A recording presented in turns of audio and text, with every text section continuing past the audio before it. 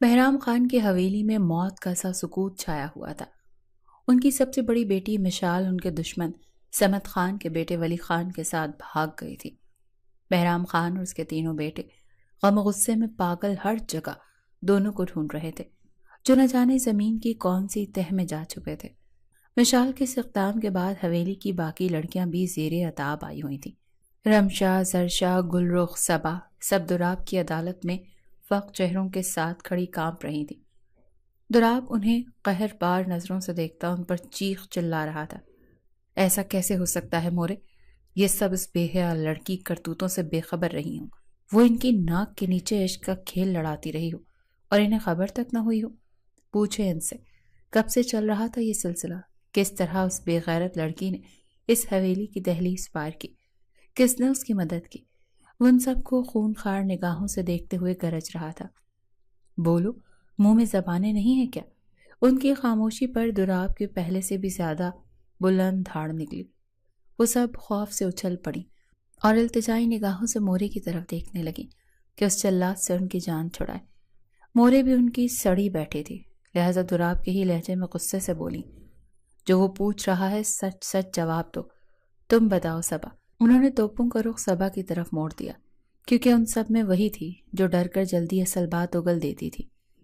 صبا جو پہلے ہی کھڑی آنسو بہا رہی تھی، مورے اور دراب لالا کی خون خوار سوالیہ نگاہوں کو خود پر مرکوز دیکھ کر مزید رونے لگی اور پھر ہچکیوں کے درمیان میں بولی، میں قسم کھاتی ہوں مورے، مجھے نہیں، مشال آپی نے مجھے کبھی نہیں بتایا۔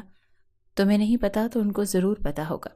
دراب نے دانت کچکچا کر باقی لڑکیوں کو گھورا، جن کی خاموشی بتا رہی تھی کہ وہ معاملے سے بے خبر نہیں تھی۔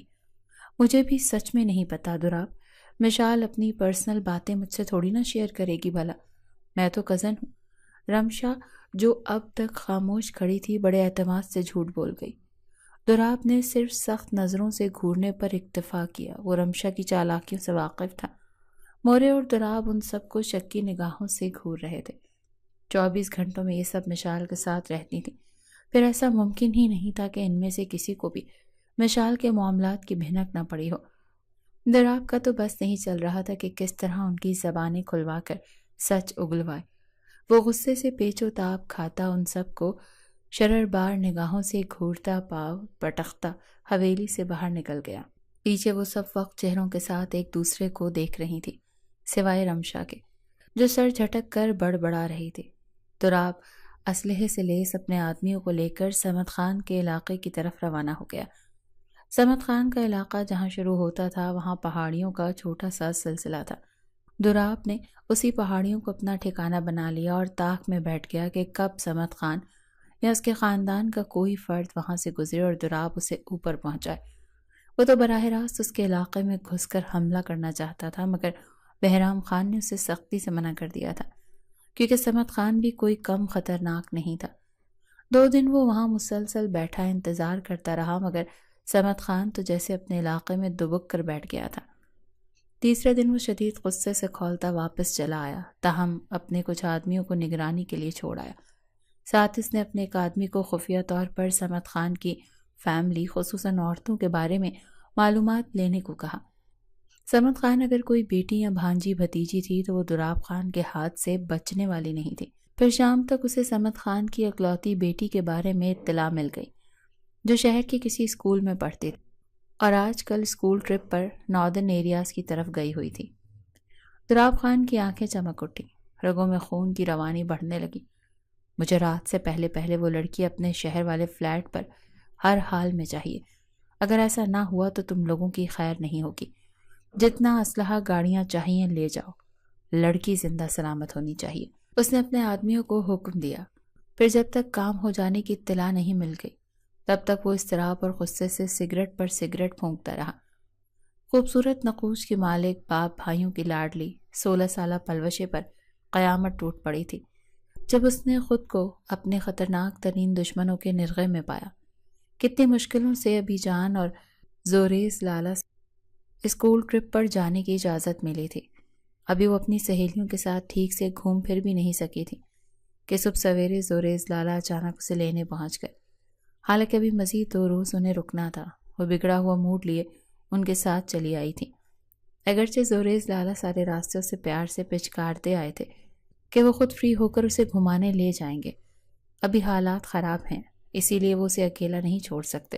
ان کے فکرمند چہرے سے لگ بھی رہا تھا کہ کوئی مسئلہ ہوا ہے، مگر پلوشی کو اس وقت صرف اپنے ٹرپ کی پڑی ہوئی تھی۔ وہ اپنی سہیلیوں کے ساتھ انجوائے کرنا چاہتی تھی۔ باپ بھائیوں کی دشمنیاں تو وہ بچپن ہی سے دیکھتی چلی آ رہی تھی۔ اس کے وہم و گمان میں بھی نہیں تھا کہ وہ بھی ان کی دشمنی کی بھینٹ چڑھنے والی ہے۔ اب اس شہر والے گھر سے 2 کلومیٹر ہی دور تھے کہ ان کی گاڑی پر یکدم چاروں طرف سے فائرنگ ہونے لگی۔ زوریز لالا نے چیخ کر اسے گاڑی کے فرش پر لیٹنے کو کہا۔ چلتی گاڑی رک چکی تھی۔ وہ کانوں پر ہاتھ رکھے سیٹ کے نیچے دبکی ہوئی زاروں قطار روتی فائرنگ کی آواز سنتی رہی تھی۔ اسے نہیں معلوم تھا کون مرا کون بچا۔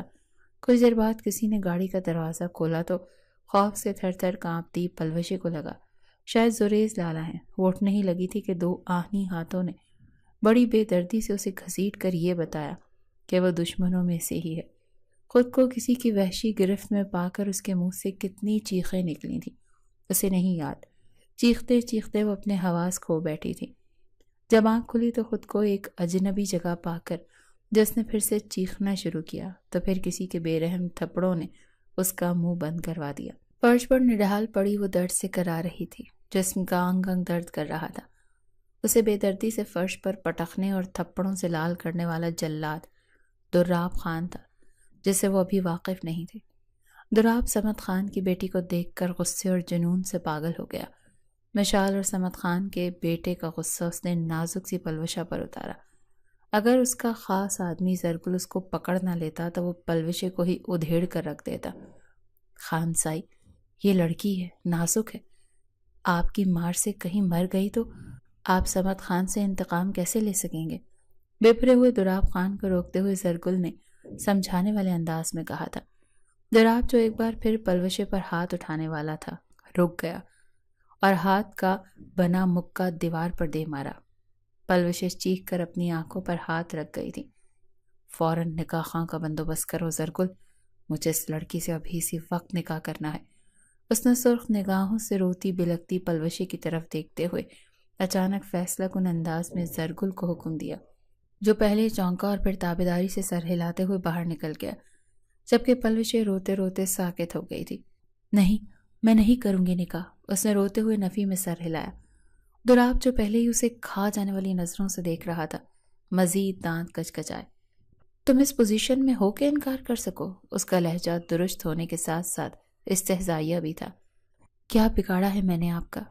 کیوں کر رہے ہیں آپ ایسا؟ فرش پر دوپٹے اور جوتے سے بے نیاز بیٹھی وہ کانپ رہی تھی۔ کیوں تمہیں نہیں معلوم تمہیں ایسا کیوں ہو رہا ہے؟ دراب نے کچھ تعجب سے اور طنز آمیز نگاہ سے گھورا۔ پلوشے روتے ہوئے نفی میں سر ہلانے لگی۔ تمہارے بھائی ولی خان نے میرے گھر کی عزت پر ہاتھ ڈالا ہے، بھگا کر لے گیا ہے وہ میری بہن کو۔ اب میں اس کے گھر کی عزت، اس کی بہن یعنی تمہیں رون دوں گا۔ دراب نے فرش پر اس کے قریب گھٹنوں کے بل ٹکتے ہوئے سرسراتے لہجے میں کہا۔ پلوشہ پھٹی پھٹی نگاہوں سے دیکھنے لگی۔ اس کی ہیزل گرے آنکھوں میں اس وقت صرف خوف اور رحم کی التجا تھی، جبکہ مقابل کی آنکھوں میں صرف غصہ اور انتقام تھا۔ اس میں میرا کیا قصور ہے؟ وہ بلک بلک کر رو پڑی تھی۔ دراب پر اس کے رونے کا ذرا بھی اثر نہیں ہوا۔ وہ بے تاثر نگاہوں سے دیکھتے ہوئے بولا، تمہارا قصور یہ ہے کہ تم صمد خان کی بیٹی ہو، ولی خان کی بہن ہو۔ میرا اصول ہے جان کے بدلے جان اور عزت کے بدلے عزت۔ اٹھ کر باہر نکل گیا تھا، جبکہ پیچھے پلوشہ نے روتے روتے گھٹنوں پر اپنا سر رکھ دیا۔ نہ جانے کتنے وقت تک وہ اسی پوزیشن میں بیٹھی روتی رہی۔ دراب دوبارہ اندر آیا اور اس کے سر پر ایک چادر پھینکتے ہوئے بولا، اوڑھو اسے، نکاح ہونے جا رہا ہے تمہارا۔ اس کا لہجہ انتہائی سرد تھا۔ پلوشے میں احتجاج کرنے کی ہمت نہیں بچی تھی۔ آدھے گھنٹے بعد وہ 16 سالہ لڑکی اس کی بیوی بن چکی تھی۔ دراب خان اس کی طرف سرخ نگاہوں سے دیکھ رہا تھا، جبکہ وہ تھر تھر کانپتے روئی جا رہی تھی۔ اسے نہیں پتا کہ اب اس کے ساتھ کیا ہونے والا تھا۔ وہ اسے کلائی سے پکڑ کر کھینچتے ہوئے باہر لے کر آیا اور گاڑی میں دھکیل دیا۔ پلوشے خوف سے سہمی ہوئی، خوفزدہ نگاہوں سے دیکھتی سسکتی رہی۔ اسے سخت سیکیورٹی میں کہیں لے جایا جا رہا تھا۔ اسلحے سے لیس افراد کئی گاڑیوں میں ان کی گاڑی کے آگے پیچھے موجود تھے۔ اتنا تو وہ جان گئی تھی کہ اس کے باپ کا یہ دشمن کوئی معمولی انسان نہیں تھا۔ اس شخص کی دہشت کی وجہ سے اس کا دل بار بار بند ہو رہا تھا۔ کئی گھنٹوں کے سفر کے بعد گاڑی رکی تو اس نے پہلے کی طرح اسے گھسیٹ کر باہر نکالا، اور پھر ہنوز گھسیٹتے ہوئے وہ اسے کسی بڑی سی حویلی میں لے آیا۔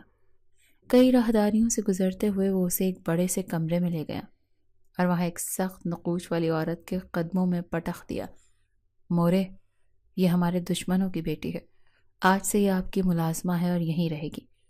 میں صمد خان کو سبق سکھانا چاہتا ہوں کہ کسی کی عزت سے کھیلنا کیا ہوتا ہے۔ اپنے بیٹے کے ذریعے اس نے جس طرح ہماری عزت پر ہاتھ ڈالا ہے، اب اپنی اکلوتی بیٹی کی شکل دیکھنے کو ترسے گا۔ دراب نے انتہائی نفرت بھرے لہجے میں کہا۔ پلوشہ منہ کے بل گری ساکت پڑی تھی۔ اس عورت نے یہ سن کر کہ اس کے قدموں میں پڑی لڑکی صمد خان کی بیٹی ہے، پلوشی کے کاندھوں پر اپنا پاؤں سے ٹھوکر ماری تو وہ درد سے بلبلا اٹھی۔ تو اس لڑکی کو یہاں کیوں لے کر آئے ہو؟ ڈیرے میں رکھتا، وہاں سب کی ملازمہ بنا دیتا۔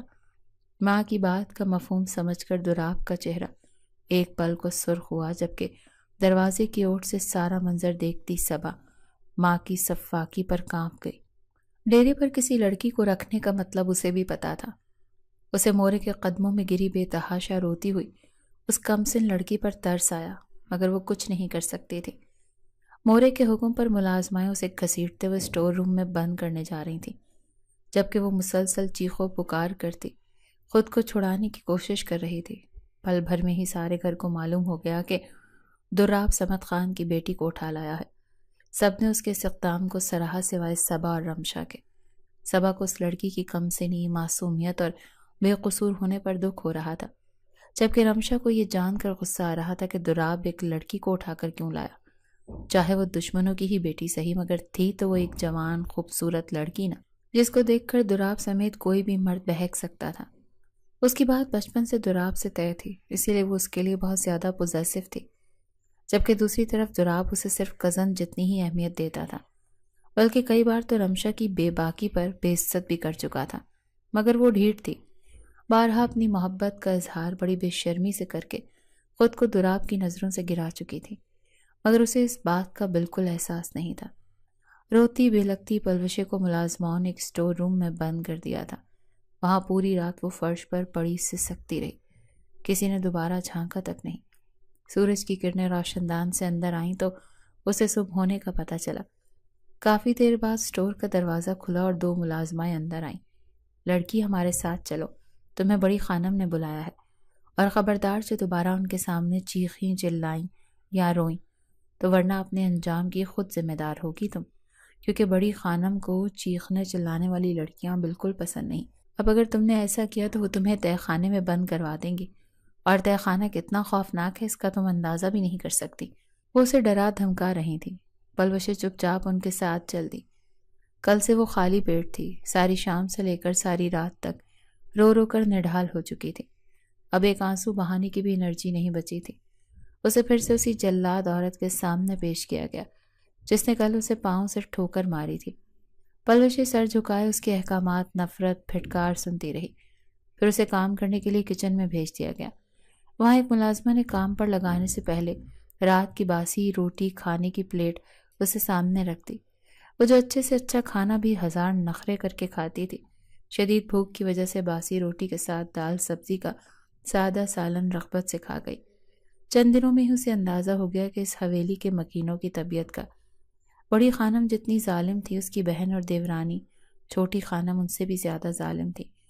ان کی بیٹی جن کا نام رمشا تھا، جب بھی اس کا پلوشے سے سامنا ہوتا اس کو سخت نگاہوں سے گھورتی، پلوشے سہم جاتی۔ رمشا کے علاوہ حویلی میں باقی 3 لڑکیاں اور بھی تھیں، مگر ایک دن اچانک ان تینوں کا ایک ساتھ ہی نکاح کر کے انہیں حویلی سے رخصت کر دیا گیا۔ پلوشے سمجھ گئی تھی کہ بڑی بہن نے جو حرکت کی اس کا نزلہ چھوٹی بہنوں پر گرا تھا۔ اسے اس حویلی میں آج 10واں دن تھا۔ وہ اپنے گھر کی شہزادی یہاں بدترین حالت میں تھی۔ وہی کاٹھ کباڑ والا اسٹور اسے رہنے کو دیا گیا تھا، جس میں ایک پرانی چارپائی پر وہ اپنا تھکن سے چور وجود لیے لیٹی اور ساری رات خوف سے نیند نہ آتی۔ زرد روشنی والا بلب پہلی رات ہی کچھ دیر چلنے کے بعد فیوز ہو گیا تھا۔ کاٹ کباڑ سے کئی قسم کے حشرات کی آوازیں آتی۔ پلوشی اندھیرے میں خوف سے کانپتی، گھر والوں کو یاد کر کر کے روتی، نہ جانے ابھی تک وہ اسے ڈھونڈ کیوں نہیں پائے تھے۔ صبح ایک کرخت قسم کی ملازمہ آ کر اسے جگا کر اپنے ساتھ کچن میں لے جاتی، مختلف سبزیوں کے پراٹھے، آملیٹ، بھجیا اور کئی قسم کی چیزیں بنانے کے لیے اس کے آگے پیاز، ٹماٹر، آلو، مولیوں، گاجروں کے ڈھیر لگا دیتی۔ پلوشا، جس نے کبھی ہل کر گھر میں پانی تک نہیں پیا تھا، جس کے آگے پیچھے 4 ملازمائیں گھومتی تھیں، آج اپنے دشمنوں کے گھر میں ملازمہ بن چکی تھی۔ دراب خان نے اسے یہاں لا کر اپنے گھر والوں کے رحم و کرم پر ڈال دیا تھا۔ وہ دن میں کئی بار بڑی خان، چھوٹی خانم اور رمشا کے زیر عتاب آتی۔ یوں ہی ظلم سہتے سہتے ایک اور مہینہ گزر گیا۔ اسے یقین ہو گیا تھا کہ اب اس کے ابی جان اور لالا اسے یہاں سے نکالنے نہیں آئیں گے، اسے خود ہی کوشش کرنی ہوگی۔ وہ موقع کی طاق میں رہنے لگی۔ کبھی کبھار اسے حویلی کے وسیع عریض گارڈن کی صفائی کے لیے بھیجا جاتا تو وہ حسرت بھری نگاہوں سے حویلی کے مین گیٹ کی طرف چوری چوری دیکھتی، جہاں بندوقیں لیے 2 گارڈ بیٹھے ہوتے۔ گیٹ کے اندرونی طرف ایک جنگلے میں خون خوار کتے دیکھ کر تو اس کی رہی صحیح ہمت بھی دم توڑ جاتی تھی۔ یہاں سے نکلنے کا خیال اسے کبھی پورا ہوتا دکھائی نہیں دیتا تھا۔ حویلی کی ملازمہ رانی کو اس سے کچھ ہمدردی تھی، وہی تھی جس نے اسے یہاں رہنے والوں کے بارے میں کئی باتیں بتائیں۔ پلوشا کو کام کرنا نہیں آتا تھا، اسی لیے مالکوں کے عتاب سے بچانے کے لیے کبھی کبھار وہ اس کے حصے کا کام بھی چوری چھپے کر دیتی تھی۔ پلوشا اس کی مشکور رہتی تھی۔ جب بھاگنے کا خیال اس کے ذہن میں آیا تو وہ کنفیوز تھی کہ رانی سے مدد مانگے یا نہیں۔ اگر رانی نے مدد سے انکار کر دیا، بلکہ کہیں مالکوں کو ہی نہ بتا دے، اس کے بعد تو شاید اس پر سانسیں بھی تنگ کر دی جائیں گی۔ یہی ڈر اسے ایسے کسی اقدام سے روکتا تھا۔ ایک دن استری کرتے ہوئے اس کے ہاتھوں رمشا کی شرٹ جل گئی، جس کی پاداش میں رمشا نے گرم گرم استری اس کے ہاتھ پر رکھ دی تھی۔ پلوشا کی چیخیں گونج کر حویلی کی بڑی بڑی دیواروں میں دب گئیں۔ اس ظلم پر اسے دلاسا دیتے ہوئے رانی کی بھی آنکھیں چھلک پڑی تھیں۔ پلوشے، تم بھاگ جاؤ یہاں سے، ورنہ یہ ظالم لوگ تمہیں مار دیں گے۔ اس نے پلوشے کے کان میں سرگوشی کی تھی۔ میں کیسے نکل سکتی ہوں یہاں سے؟ گیٹ پر گارڈ اور بڑے بڑے کتے ہوتے ہیں۔ پلوشا روتے ہوئے حیرت سے اسے دیکھنے لگی۔ میں کروں گی تمہاری مدد، بس تم تیار رہنا۔ جیسے ہی مجھے موقع ملا تمہیں یہاں سے نکال دوں گی، بلکہ میں پہلے اپنے منگیتر سے بات کروں گی، وہ صحیح مشورہ دے گا۔ رانی نے اسے امید کی کرن دکھائی تو وہ جی اٹھی۔ وہ بے صبری سے انتظار کرنے لگی۔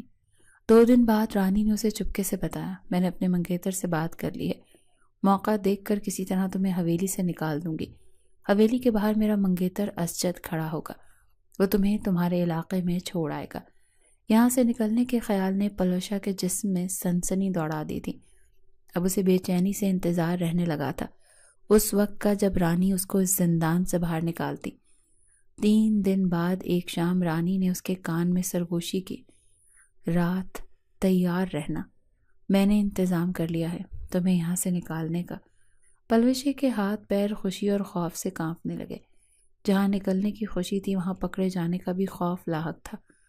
رات کا نہ جانے کون سا پہر تھا جب رانی نے آہستگی سے اسٹور روم کا دروازہ کھولا۔ پلوشے، جو کئی گھنٹوں کے صبر آزما انتظار سے گزر رہی تھی، رانی کو آتا دیکھ کر بے صبری سے اٹھی۔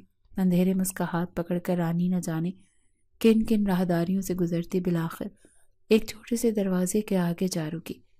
پلوشے کا دل خوف سے دھڑ دھڑ کر رہا تھا۔ اسے لگ رہا تھا جیسے ابھی وہ پکڑی جائے گی۔ چاند کی مدھم روشنی میں اس نے دیکھا دروازے پر بھاری بھرکم تالا لگا ہوا تھا، جس کو رانی ہاتھ میں پکڑی چابی سے کچھ منٹ کی مشقت کے بعد کھولنے میں کامیاب ہو گئی۔ دروازہ کھول کر اس نے پلوشے کو باہر نکلنے کا اشارہ کیا اور ساتھ ہی اس کے کان کے قریب سرگوشی کی، یہاں سے نکل کر دائیں طرف چلی جاؤ، وہاں کچھ فاصلے پر میرا منگیتر کھڑا ہے، وہ تمہیں خود ہی دیکھ لے گا، جلدی کرو۔ پلوشے نے اپنی بھیگی آنکھوں سے مشکور انداز میں اس کی طرف دیکھا اور باہر نکل آئی۔ پیچھے رانی نے دروازہ بند کر دیا تھا۔ باہر نکلتے ہی آزادی کے احساس سے اس کی رگوں میں خون کی گردش تیز ہو گئی۔ بس اب یہاں سے نکلنا باقی تھا۔ ایک بار وہ اپنے علاقے میں قدم رکھ لیتی، اس کے بعد کوئی ٹینشن نہیں تھی۔ وہ آرام سے اپنے گھر، اپنے پیاروں کے پاس پہنچ جاتی، جو نہ جانے اس کے لیے کس قدر تڑپ رہے ہوں گے۔ اس خیال نے اس کے قدموں میں بجلی بھر دی۔ رانی کی ہدایت کے بعد وہ کچھ دیر سیدھا چلنے کے بعد دائیں طرف جاتی سڑک پر مڑ گئی۔ رانی کے منگیتر کو ادھر ادھر متلاشی نگاہوں سے دیکھتے اس کا دل خوفناک حد تک دھڑک رہا تھا۔ اگر وہ نہ ملا تو وہ یہاں سے کیسے نکلے گی؟ اس خوف سے اس کا دل بیٹھا جا رہا تھا۔ اسے سمجھ نہیں آ رہی تھی وہ چلتی رہے یا رک کر اس کا انتظار کرے، کیونکہ رانی نے کہا تھا وہ خود ہی آ جائے گا سامنے۔ اپنے دوپٹے کو مضبوطی سے خود پر لپیٹے ایک درخت کے نیچے کھڑی درود شریف کا ورد کرتے وہ ادھر ادھر دیکھ رہی تھی کہ اچانک بائیں طرف سے ایک گاڑی نے موڑ کاٹا۔ اس کی ہیڈ لائٹ سیدھی پلوشے پر پڑی۔ پلوشے نے دونوں ہاتھ چہرے پر رکھ لیے۔ دل خطرناک حد تک اچھلنے لگا۔ نہ جانے گاڑی میں کون تھا۔ بھاگنے کی مہلت اور چھپنے کی جگہ بالکل نہیں تھی۔ شاید گاڑی رانی کا منگیتر لایا ہو۔ یہ خیال دماغ میں کوندا تو اس نے فوراً چہرے پر سے ہاتھ ہٹا کر دیکھا، مگر گاڑی سے دوراب خان کو نکلتے دیکھ کر اس کی روح فنا ہو گئی۔ دوراب خان اس کی طرف بڑھ رہا تھا جبکہ وہ تھر تھر کانپتے پیچھے ہٹنے جا رہی تھی۔ جیسے ہی وہ اس کے قریب آیا اچانک پلوشے کے جسم میں نہ جانے کہاں سے طاقت آ گئی۔ وہ بجلی کسی تیزی سے پلٹ کر اندھا دھند بھاگی۔ چپل اس کے پاؤں سے نکل گئے تھے۔ 3-4 منٹ بھاگنے کے بعد ہی کسی چیز سے ٹھوکر کھا کر وہ اوندھے منہ گری۔ پتھریلی زمین پر منہ کے بل گرنے سے اس کے ناک پر زبردست چوٹ آئی تھی، جس کے باعث منہ سے چیخ نکل گئی۔ دوراب اس کے سر پر پہنچ گیا تھا۔ اس نے پلوشے کے اٹھنے کا انتظار نہیں کیا بلکہ جھک کر بے رحمی سے اس کا بازو دبوچ کر کھڑا کیا اور اس کا رخ اپنی طرف کر کے زوردار تماچا دے مارا۔ پلوشے جو پہلے ہی درد اور خوف سے ادموئی ہوئی پڑی تھی، اس کے تھپڑ نے رہی سہی کسر پوری کر دی۔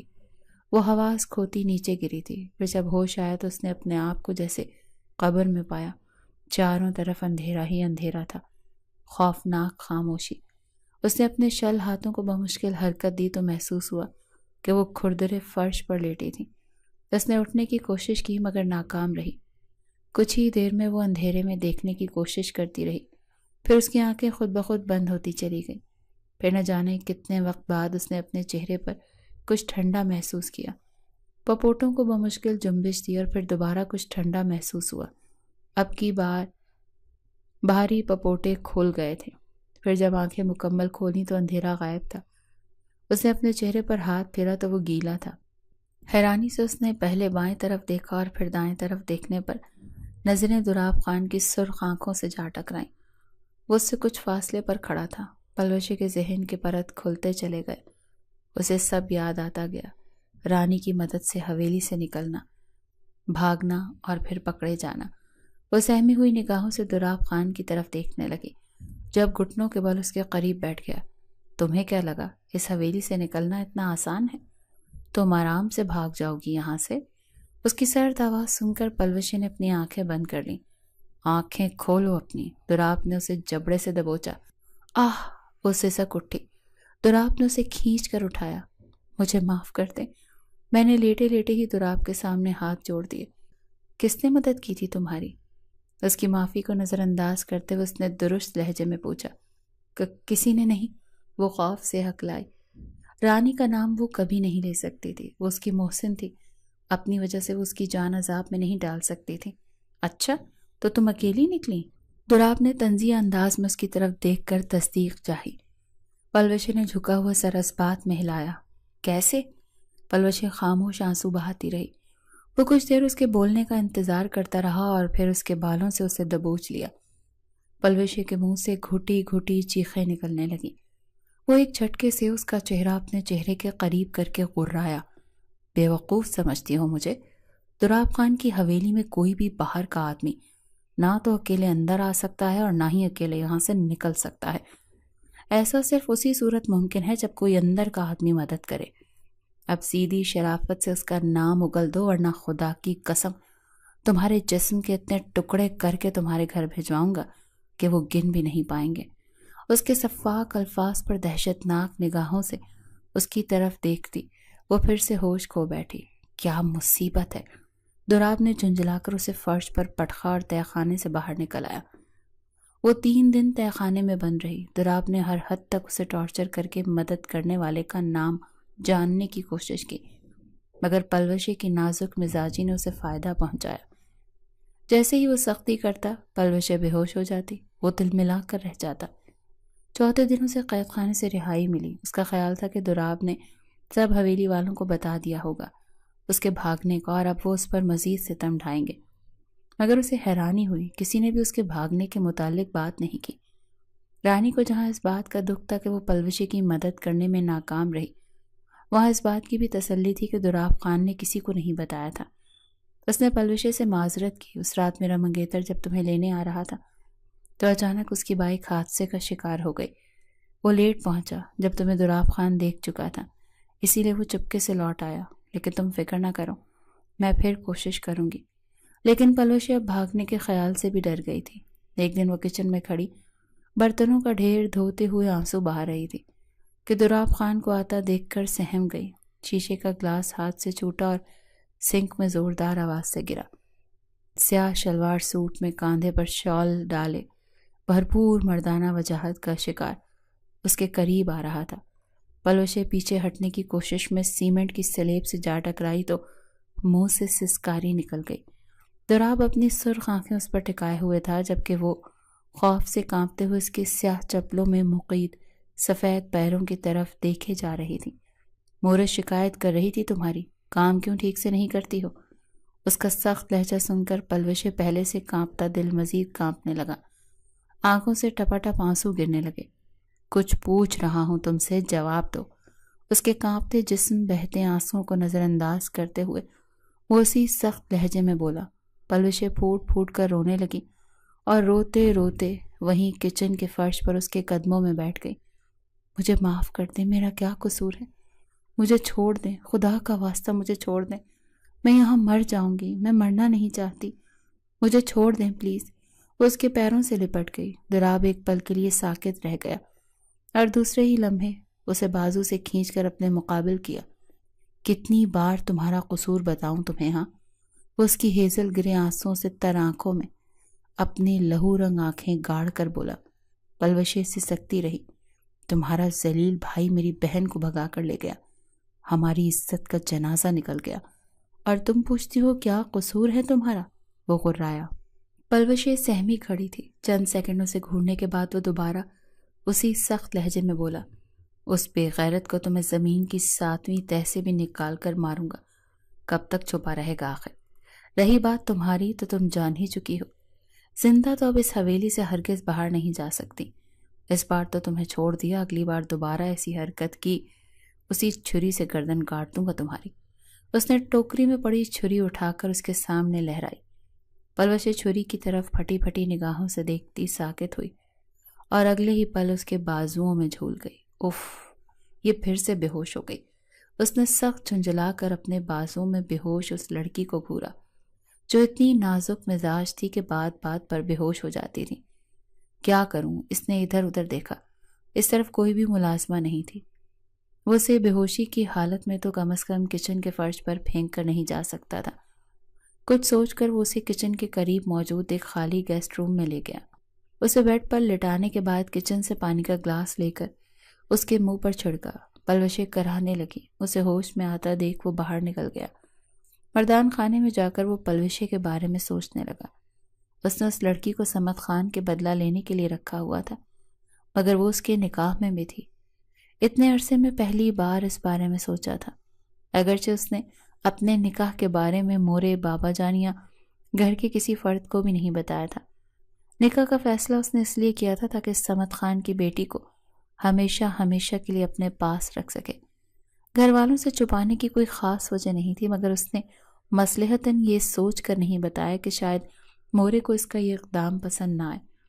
بے شک اس اقدام کے پیچھے کوئی نرم گرم جذبات نہیں تھے، صرف غصہ تھا، مگر مورے کو کون سمجھاتا؟ اگر انہیں کسی بات پر اعتراض ہو جاتا تو پھر وہ کسی کی نہیں سنتی تھی۔ 3 مہینے ہو گئے تھے، اس کی 1000 کوششوں کے باوجود ولی اور مشال کا کچھ پتہ نہ چل سکا۔ ان 3 مہینوں میں 4 بار سمت خان کے آدمیوں سے اس کی جھڑپ ہو چکی تھی۔ سمت خان اپنی بیٹی کا تقاضا کر رہا تھا اور دراب خان نے صاف کہہ دیا تھا کہ اسے اس کی بیٹی اسی صورت واپس ملے گی جب وہ اپنے بیٹے اور اس کی بہن کو اس کے حوالے کرے گا، جبکہ سمت خان کا موقف تھا کہ اسے اپنے بیٹے اور اس کی بہن کے بارے میں کچھ بھی پتہ نہیں تھا کہ وہ کہاں ہیں، مگر دراب یہ بات ماننے کو تیار نہیں تھا۔ سمت خان کا بڑا بیٹا زوریس خان دوراب سے براہ راست لڑائی میں اپنی ایک ٹانگ سے محروم ہو چکا تھا۔ سمت خان کو اس بات کا بھی غم اور غصہ تھا۔ وہ مسلسل دوراب کو دھمکیاں دے رہا تھا کہ اس کی بیٹی واپس کر دے ورنہ بہت برا ہوگا، مگر دوراب بھی کہاں ڈرنے والا تھا۔ ایک دن فون پر سمت خان سے زبردست تو میں کرنے کے بعد وہ مردان خان سے نکل کر اپنے کمرے کی طرف جا رہا تھا کہ ہال کمرے سے گزرتی اس کی نظر پلوشے پہ پڑی۔ مورے کے ہاتھ میں لوہے کی چھڑی تھی، اس کے سامنے دونوں ہاتھ جوڑے زمین پر بیٹھی وہ مسلسل روئی جا رہی تھی، جبکہ مورے وقفے وقفے سے اس پر چھڑی برسا رہی تھی، اور ان کے قریب رمشا اور اس کی ماں کھڑی مورے کو مزید بھڑکا رہی تھی۔ دوراب کا سخت دل ایک لمحے کے لیے جیسے نرم سا ہوا۔ وہ آگے بڑھ کر مورے کو منع کرنا ہی چاہتا تھا کہ کانوں میں سمت خان کی گالیاں گونجی تو ماتھے کی رگیں پھولنے لگیں اور وہ سر جھٹکتا وہاں سے چلا گیا۔ ایک دن وہ اپنے کمرے میں داخل ہوا تو دیکھا پلوشے کھڑی وہاں صفائی کر رہی تھی۔ وہ اسے پہلی بار اپنے کمرے میں دیکھ کر بری طرح چونکا۔ تمہیں کس نے کہا میرے کمرے کی صفائی کرنے کو؟ وہ اس کے قریب آ کر بھویں اچکا کر بولنے لگا۔ مالکن نے، بڑی مالکن۔ پلوشے جو اسے اپنے روبرو پا کر خوفزدہ ہو گئی تھی ہکلا کر بولی۔ اس کے نزدیک کھڑا تھا۔ پلوشے کی خوف سے جان نکلنے لگی۔ وہ وہاں سے بھاگ جانا چاہتی تھی، مگر وہ کسی دیو کی طرح سامنے ایستادہ تھا۔ دوسری طرف دوراب بڑے غور سے اس کے خوفزدہ سہمے ہوئے چہرے اور کپ کپاتے وجود کو دیکھ رہا تھا۔ کانپ کیوں رہی ہو؟ میں گولی تھوڑی نہ مار دوں گا، وہ ناگوار لہجے میں بولتے اس کے بے حد قریب آ گیا۔ پلوشے کا سر چکرایا اور وہ ایک بار پھر دوراب کی باہوں میں جھول گئی۔ یہ لڑکی ہر بار مجھے دیکھ کر بے ہوش کیوں ہو جاتی ہے؟ میں کیا کوئی جن بھوت ہوں؟ پلوشے کو باہوں میں سنبھالتے ہوئے وہ بڑبڑایا، پھر اس کے سرخ چہرے کو دیکھ کر بے اختیار اس کے ماتھے پر ہاتھ رکھا اور فوراً کھینچ لیا۔ اس کا ماتھا آگ کی بھٹی کی طرح جل رہا تھا۔ دوراب کو نہ جانے کیوں اس پر ترس سا آ گیا۔ اس نے فوراً اسے اپنے بیڈ پر لٹا دیا۔ روم فریج سے ٹھنڈا پانی نکال کر اس کے ماتھے پر پٹیاں رکھنے لگا، مگر بخار کم نہیں ہوا۔ گھر میں اس وقت ملازمین کے علاوہ کوئی نہیں تھا۔ مورے تھوڑی دیر پہلے اپنے بھائی کے گھر گئی تھی۔ بہرام خان اور باقی لوگ بھی نہیں تھے، تو دوراب نے ڈاکٹر کو بلا لیا۔ ڈاکٹر نے چیک اپ کے بعد انجیکشن لگایا اور کچھ ٹیبلٹس دیں کہ جب جاگے تو کھلا دینا، ساتھ میں ٹھنڈی پٹیاں رکھنے کی بھی ہدایت کی جب تک بخار میں کمی نہ ہو جائے۔ ڈاکٹر چلا گیا تو دوراب پھر سے اس کے ماتھے پر پٹیاں رکھنے لگا۔ پلوشے کی آنکھیں ہنوز بند تھیں، چہرے پر بلا کی معصومیت تھی۔ دلکش سراپے کے ساتھ اس کے سامنے تھی، بہت قریب تھی۔ دوراب کا دل پگھلنے لگا۔ پہلی بار ایک خوبصورت دوشیزہ کے ساتھ وہ تنہا اپنے کمرے میں تھا، اور یہ دوشیزہ کوئی نامحرم نہیں تھی، اس کی اپنی بیوی تھی۔ وہ اس پر حق رکھتا تھا۔ حق ملکیت کا احساس اس سے ایک فیصلہ کروا گیا۔ وہ اس کے برابر لیٹ گیا۔ انجیکشن سے بخار کا زور ٹوٹ گیا تھا۔ دوراب نے بے اختیار قریب ہو کر لبوں سے اس کے سرخ گالوں کو چھوا، پھر خود کو روک نہیں پایا اور آگے بڑھتا گیا۔ اس کا لمس محسوس کر کے وہ ہوش میں آئی اور مزاحمت کی کوشش کی، مگر دوراب نے اس کی کمزور مزاحمت کو کوئی اہمیت نہیں دی اور اس کے قریب ہوتا چلا گیا۔ صبح ہوئی، خمار اترا تو ہوش میں آیا کہ یہ کیا ہو گیا۔ اس نے بے اختیار اپنے بالوں کو ہاتھوں میں جکڑا۔ کمبل میں چھپی پلوشے کی سسکیوں کی آواز اسے واضح سنائی دے رہی تھی۔ وہ کچھ دیر اسے دیکھتا رہا اور پھر اٹھ کر واش روم چلا گیا۔ نہانے کے دوران وہ بار بار خود کو یہ باور کرانے کی کوشش کرتا رہا کہ اس نے کچھ غلط نہیں کیا۔ ساتھ ہی گھر والوں کی بھی ٹینشن ہوئی، انہیں کسی نہ کسی وقت تو پتہ چل ہی جانا تھا۔ چلو جو ہوگا دیکھا جائے گا، وہ خود کو تسلی دیتے ہوئے واش روم سے باہر آیا۔ کمبل میں اس کی سسکیوں کی آواز ابھی بھی آ رہی تھی۔ دوراب کے ماتھے پر بل پڑ گیا۔ اس نے آگے بڑھ کر اس پر سے کمبل کھینچا۔ کیا ہو گیا ہے؟ میں کوئی نامحرم نہیں ہوں تمہارا، نہ عزت لوٹی ہے تمہاری، بھول گئی ہو کیا؟ یہاں لانے سے پہلے نکاح ہوا تھا ہمارا۔ پلوشے نے آنکھوں پر بازو رکھ لی۔ اس کا چہرہ رونی کی وجہ سے مکمل طور پر سرخ ہو رہا تھا۔ اٹھو، رونا بند کرو، سخت الجھن ہوتی ہے لڑکیوں کے رونے سے مجھے۔ دوراب نے اسے بازوں سے پکڑ کر زبردستی اٹھا کر بٹھا دیا۔ اس کی طرف دیکھ بھی نہیں پا رہی تھی۔ دوراب نے اسے بازوؤں میں اٹھا لیا۔ پلوشے نے مزاحمت کی مگر کوئی فائدہ نہیں ہوا۔ دوراب نے اسے واش روم میں اتارا۔ 10 منٹ میں تمہارے پاس، جلدی سے فریش ہو جاؤ، پھر تمہیں گھر کے کام کرنے ہوں گے۔ فریش ہونے کے لیے ٹائم نہیں ملے گا۔ واش روم کا دروازہ بند کر کے وہ کمرے میں آ گیا۔ 10 منٹ بعد اس نے دروازہ تھوڑا سا کھولا اور ہاتھ اندر کر کے اس کی طرف کپڑے بڑھائے جو اسٹور روم سے اٹھا کر لایا تھا۔ اس کی بہنوں کے ہی اترن تھے۔ پلوشا چینج کر کے سر جھکائے اس کے روم سے چلی گئی۔ اس کے جانے کے بعد دوراب کو خالی پن کا احساس ہوا۔ سر جھٹک کر وہ اس احساس کو اگنور کرنے کی کوشش کرنے لگا۔ پھر اس کی نظریں ہر وقت پلوشا کے لیے متلاشی رہنے لگیں۔ ایک رات کی قربت نے اسے بے چین کر دیا تھا۔ جہاں ایک طرف وہ پلوشے کے لیے بے قرار تھا تو دوسری طرف رمشا کی بےہودگیوں سے بیزار تھا، جو آتے جاتے وارفتہ نگاہوں سے دیکھتی، جملے کستی، کبھی بغیر اجازت روم میں گھس آتی۔ ایک دن وہ ناشتے کے لیے ڈائننگ ٹیبل پر آیا۔ پلوشے باقی ملازماؤں کے ساتھ مل کر ناشتہ لگا رہی تھی۔ اس کی نگاہیں ہمیشہ کی طرح جھکی ہوئی تھیں۔ دوراب کے آگے چائے رکھتے ہوئے اس کے ہاتھ کپ کپ آئے اور چائے چھلک گئی۔ دوراب کی سفید آستینوں پر چھینٹیں پڑ گئیں۔ یہ کیا کیا ہے؟ اندھی ہو کیا؟ رمشا نے اٹھ کر اسے تھپڑ جڑ دیا۔ پلوشے جو پہلے ہی کمزوری سے نڈھال اپنا خالی پیٹ لیے ہوئے تھے، تھپڑ کھا کر دیورا کر گری۔ دوراب پلوشے کو بے ہوش ہو کر گرتے دیکھ فوراً اس کی طرف بڑھا۔ بے ہوش ہو پڑی پلوشا کو اٹھانے کے لیے جھکنے لگا تھا۔ پھر کچھ دیر دوسری ملازماؤں کو اشارہ کیا، اسے اٹھا کر کمرے میں لے جاؤ۔ ملازمائیں بے ہوش ہو پڑی پلوشا کو اٹھا کر لے گئیں۔ وہ رمشا کی طرف مڑا جو ناگوار نظروں سے اس کی سمت خان کی بیٹی کے لیے اچانک امڑنے والی ہمدردی کو دیکھ رہی تھی۔ کیوں ہاتھ اٹھایا تم نے اس کے اوپر؟ اس نے رمشا کو کڑے تیوروں سے گھورتے ہوئے کہا۔ کیونکہ اس نے آپ پر چائے گرا دی تھی، اور بائی دا وے میں نے آپ کے لیے ہی اسے تھپڑ مارا۔ رمشا نے جتانے والے انداز میں کہا۔ کیوں؟ میں نے تمہیں کہا تھا کہ اسے تھپڑ مارو، چائے اس نے تم پر تو نہیں گرائی تھی۔ دوراب غصے سے بولا۔ خیریت تو ہے؟ اچانک ہمدردی کیوں جاگ اٹھی ہے؟ بھول گئے ہیں کیا کہ وہ ہمارے دشمنوں کی بیٹی ہے؟ اس کے بھائی نے مشال کو جسٹ شٹ اپ۔ دوراب اس کی بات کاٹ کر دھاڑا تو وہ حیرت سے غصے سے اس کی طرف دیکھنے لگی۔ اس کا منگیتر اپنے دشمن کی بیٹی کے لیے اسے ڈانٹ رہا تھا۔ مورے جب تک خاموش بیٹھی تماشا دیکھ رہی تھی بول اٹھی۔ دوراب کیا ہو گیا ہے؟ ایک تھپڑ ہی تو مارا ہے، اور ایسے تھپڑ وہ روز کھاتی ہے، ہم سب کے۔ ویسے بھی وہ ہمارے دشمنوں کی بیٹی ہے، وہ اسی قابل ہے۔ انہیں دوراب کا رمشا پر غصہ کرنا اور اس لڑکی سے ہمدردی جتانا ناگوار گزرا تھا۔ مورے دشمنوں کی بیٹی ہونے کے ساتھ ساتھ وہ انسان بھی ہے۔ کیا ضرورت تھی اس کو اتنی معمولی بات پر ہاتھ اٹھانے کی؟ وہ تلخ ہوا۔ مورے آنکھیں پھاڑے اسے دیکھنے لگی۔ رمشا اور چھوٹی خانم بھی ششدر تھیں۔ یہ تم کہہ رہے ہو دوراب؟ تم ہی لائے تھے نا اسے اور کہا تھا کہ میری ملازمہ ہے، میں جو کروں اس کے ساتھ میری مرضی۔ مورے نے طنزیہ انداز میں اسے یاد دلایا۔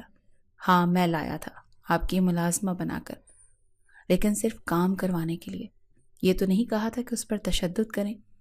کسی دن آپ لوگوں کے اس تشدد کی وجہ سے اگر یہ جان سے چلی گئی نا تو اچھا نہیں ہوگا۔ اس کو ہر حال میں زندہ رہنا ہے، تب تک جب تک مجھے وہ دونوں نہیں مل جاتے۔ میں آپ سے کہہ رہا ہوں آج کے بعد اس پر تشدد کوئی نہیں کرے گا، سنا آپ سب نے؟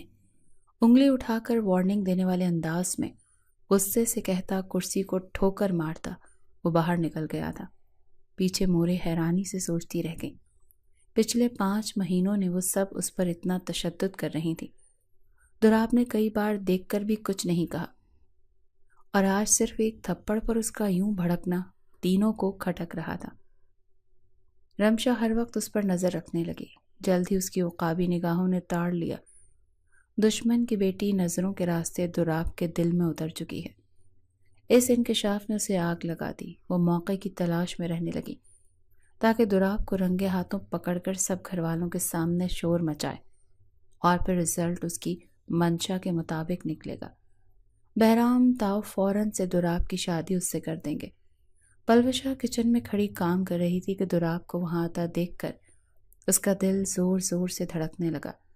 اگرچہ اس رات کے بعد اب وہ اسے خوفناک نگاہوں سے گھورتا نہیں تھا، نہ ہی غصے سے پیش آیا تھا، مگر پھر بھی پلوشے کو اس سے ڈر لگتا تھا۔ وہ اس کا ڈرنا محسوس کر چکا تھا، اسی لیے بڑے نارمل سے انداز میں بولا، ایک کپ چائے بنا کر تو میرے کمرے میں لے آؤ، اور ہاں خود ہی لے کر آنا۔ وہ جاتے جاتے پلٹا۔ اس کے حکم نامہ سن کر پلوشے کے قدموں سے جان نکل گئی، مگر عمل کرنے کے سوا اور کوئی چارہ نہیں تھا۔ چائے بنا کر مرے مرے قدموں سے وہ اوپر اس کے روم میں گئی اور ڈرتے ڈرتے دروازے پر ناک کیا۔ دوراب جو اسی کے انتظار میں بیٹھا تھا فوراً دروازہ کھول دیا۔ پلوشے نے کپ اس کی طرف بڑھایا تو اس نے کپ کے بجائے ہاتھ تھام لیا اور اندر کھینچ کر دروازہ لاک کر دیا۔ پلوشے گھبرائی اور سہمی ہوئی نظروں سے اسے دیکھنے لگی۔ گھبرا کیوں رہی ہو یار؟ شوہر ہوں تمہارا۔ اس کے ہاتھ سے کپ لے کر اس نے ٹیبل پر رکھ دیا۔ اس کا گال چھو کر نرمی سے کہا۔